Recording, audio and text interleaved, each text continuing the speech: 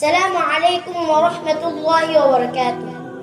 কাছে এবং দূরে, দেশি কিংবা প্রবাসী, যেখান থেকে দেখছেন বা শুনছেন, আমাদের আল হাসনাইনের পক্ষ থেকে আপনাদের জন্য রইল আন্তরিক শুভেচ্ছা ও ভালোবাসা।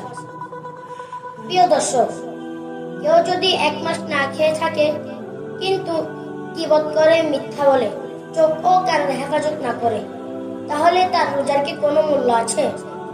রমজান আমাদের শুধু ক্ষুধার কষ্ট সহ্য করানোর জন্য আসেনি, বরং এর মূল উদ্দেশ্য তাকওয়া অর্জন করা। আর তাকওয়া মানে কি? আল্লাহর ভয় হৃদয়ে ধারণ করা, যাতে আমরা সর্বদা সঠিক পথে থাকি। কুরআন মাজিদে আল্লাহ সুবহানাহু ওয়া তাআলা সূরা বাকারার 183 নং আয়াতে ইরশাদ করেন, আউযু বিল্লাহি মিনাশ শাইতানির রাজীম, বিসমিল্লাহির রহমানির রহিম।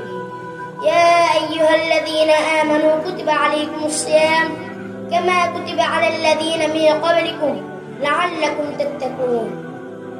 হে ইমানদারগণ, তোমাদের উপর রোজা ফরজ করা হয়েছে, যেমন ফরজ করা হয়েছিল তোমাদের পূর্ববর্তীদের উপর, যেন তোমরা তাকওয়া অর্জন করতে পারো। সহিহ বুখারী শরীফের 1903 নং হাদিসে এসেছে, আন আবি হুরায়রা রাদিয়াল্লাহু তাআলা আনহু عن النبي صلى الله عليه وسلم قال من لم يدع قول الزور ولا عمل به فليس لله حاجة في أن يدع طعامه وشرابه।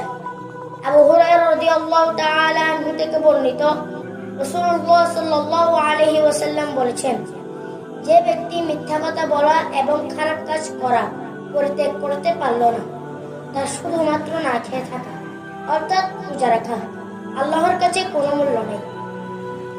এই হাদিস আমাদের শেখায় যে রোজা শুধু খাবার ও পানীয় থেকে বিরত রাখার নাম নয়, বরং এটি আত্মশুদ্ধির একটি মাধ্যম।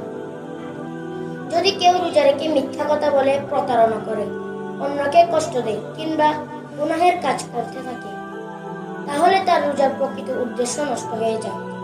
আল্লাহর কাছে রোজার প্রকৃত মূল্য তখনই থাকে যখন এটি আমাদের চরিত্রকে সুন্দর করে এবং আমাদের খারাপ অভ্যাস ত্যাগ করতে সাহায্য করে।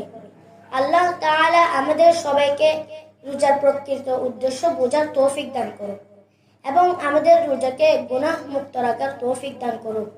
আমিন। জাযাকুমুল্লাহু খাইর। আসসালামু আলাইকুম ওয়া রাহমাতুল্লাহি ওয়া বারাকাতুহু।